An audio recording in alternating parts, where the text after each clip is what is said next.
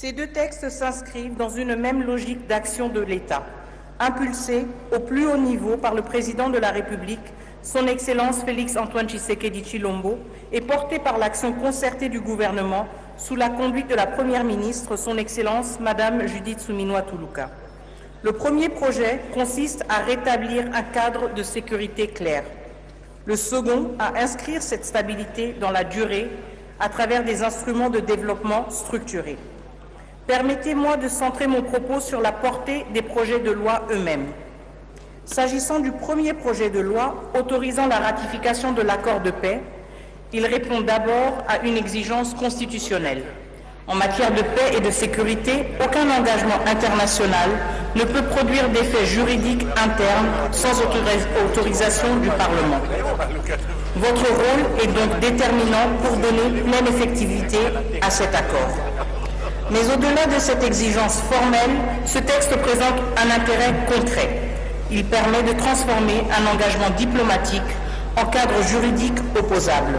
Cela signifie que les principes de cessation des hostilités, de respect de l'intégrité territoriale et les mécanismes de sécurité prévus ne restent pas déclaratoires mais s'inscrivent dans un dispositif structuré, suivi et vérifiable. C'est un point essentiel, car l'enjeu n'est pas uniquement de conclure un accord, mais de créer les conditions de sa mise en œuvre.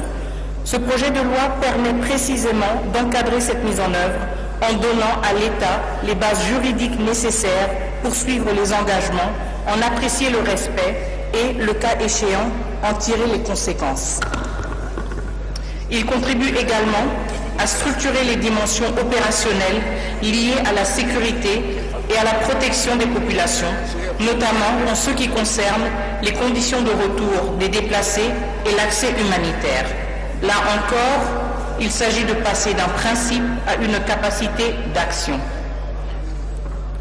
Monsieur le Président, honorables députés, dans la continuité de cette approche, le second projet de loi relatif à l'accord de partenariat stratégique vise un objectif complémentaire. Une fois un cadre de stabilité engagé, encore faut-il lui donner une traduction économique. Cette orientation reflète la vision portée par le Président de la République, consistant à faire de la stabilisation du territoire le socle d'une transformation économique durable et l'action coordonnée du gouvernement pour traduire cette vision en instruments concrets. Ce projet de loi répond lui aussi à une exigence constitutionnelle. L'accord qu'il concerne organise un cadre structuré de coopération économique et stratégique avec des implications potentielles en matière d'organisation économique, d'engagement financier et d'évolution des cadres normatifs. À ce titre, il relève du champ de l'article 214 de la Constitution et nécessite également votre autorisation. Sa pertinence est à la fois juridique et stratégique.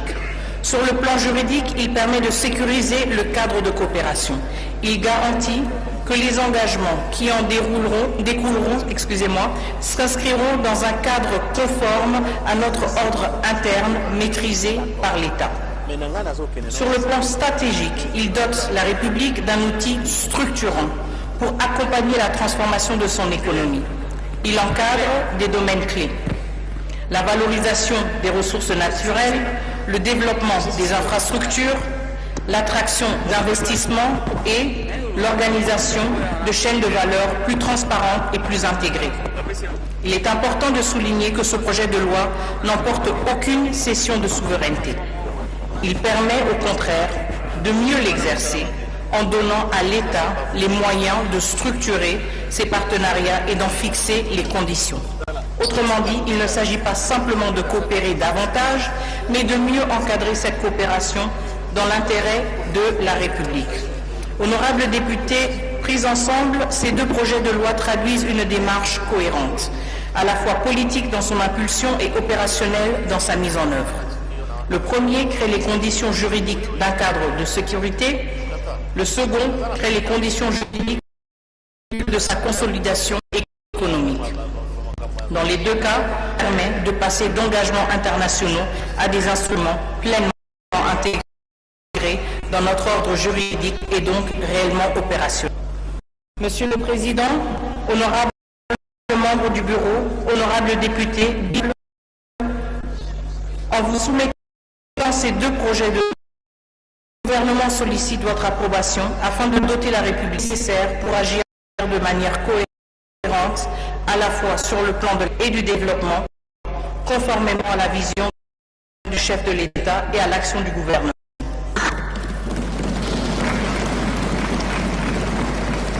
Nous vous remercions, Madame la ministre d'État, honorables députés, chers collègues.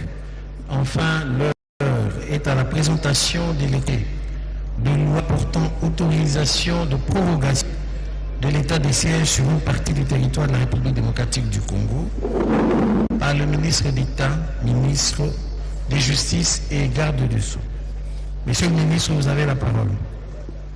Ministre, mwana mboka Guillaume Ngefa utawo mambima bosembo ko biso kwa tamaloba para bosembo la bongo likambo likalbo bopesi mikozo na mitano président likolo ya bongo ndete pe bokonja ba Sudan ngamba mona ko du bureau tuka biye qui est élu légitime du peuple en application des dispositions combinées des articles 69, 85, 119.2 et 144, alinéas 5 et 6 de notre Constitution, j'ai l'honneur de soumettre à votre approbation le projet de loi autorisant la prorogation d'état de siège décrété dans les provinces de l'Itourie. Parole à l'honorable M.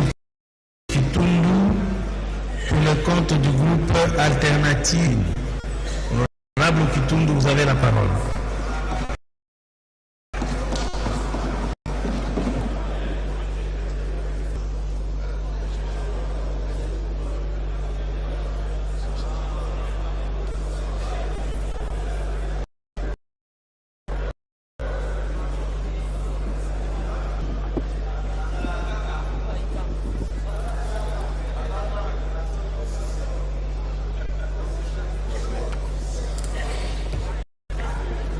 Bandari ko leka monko sima mususu bazali tukuni bali na misato mabimba basingi maloba poteba boko bali ko tali bongo mingi bopesi kozo militano na bukunja basoda wana chef du bureau, honorables députés et chers collègues, j'interviens sur de paix entre la République démocratique et le Rwanda.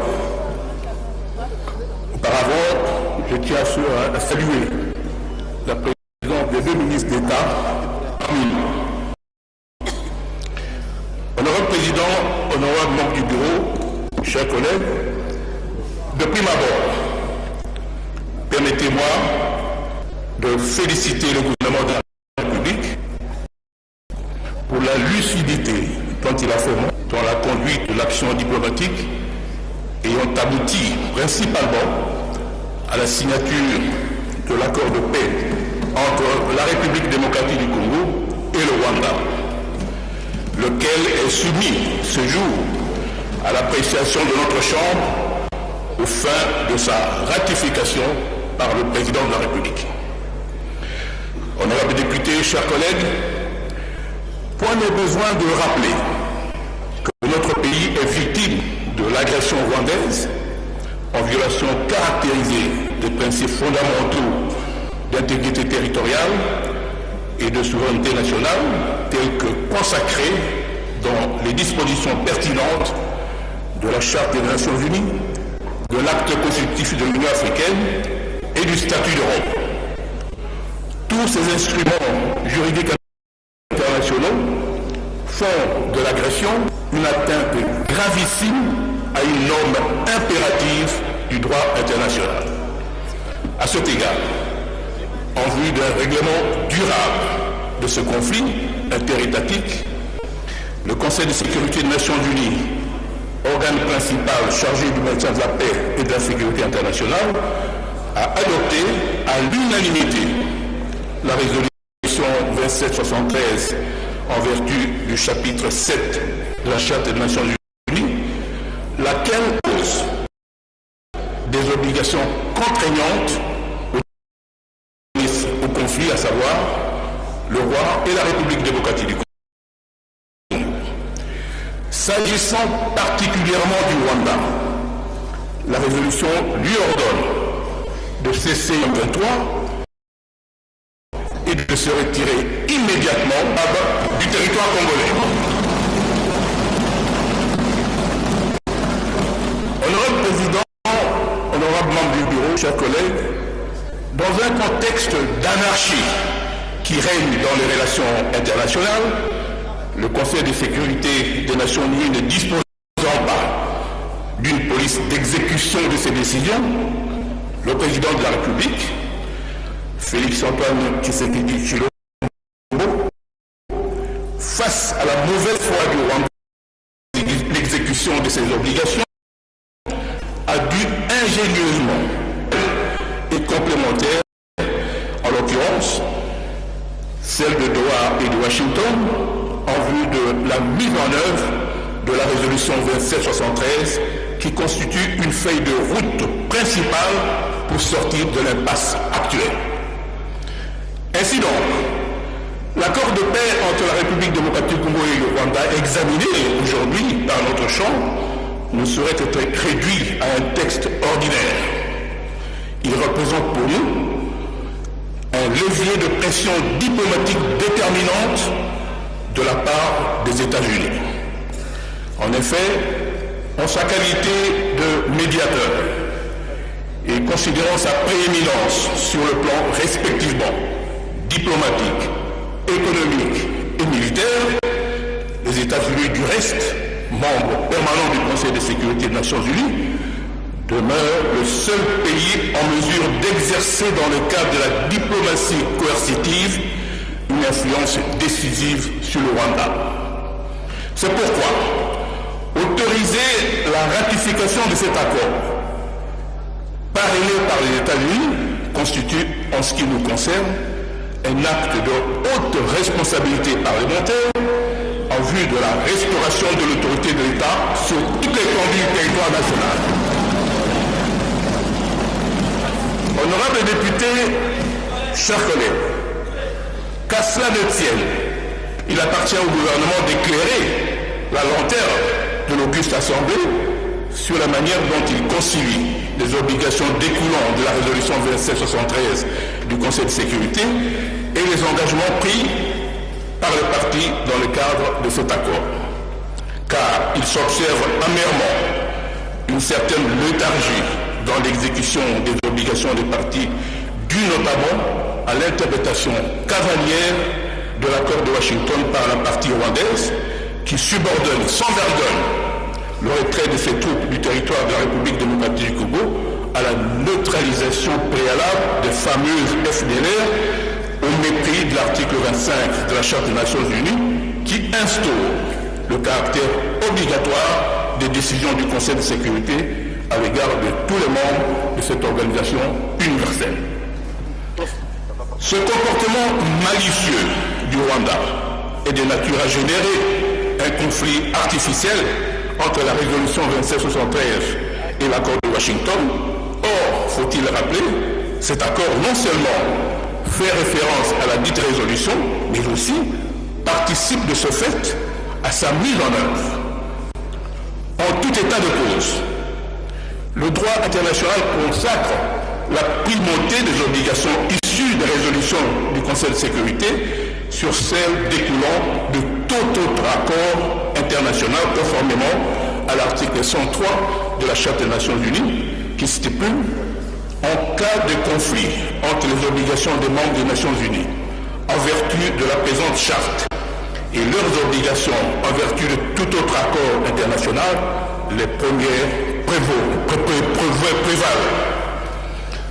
Dès lors, honorables députés, chers collègues, nous en appelons au gouvernement de fustiger toute manœuvre du Rwanda qui s'appuie astucieusement et à tort sur l'accord de Washington afin de tenter de s'exonérer de l'obligation que lui impose la résolution 2773, en l'espèce le retrait immédiat et sans condition préalable de ces troupes du territoire congolais. Chers collègues, je voudrais En définitive, honorable président, nonobstant cette pertinente observation, j'exhorte au nom du groupe parlementaire Alternative Livine aux collègues ici présents de permettre au chef de l'État, par un vote unanime, à ratifier l'accord de Washington. Je vous remercie.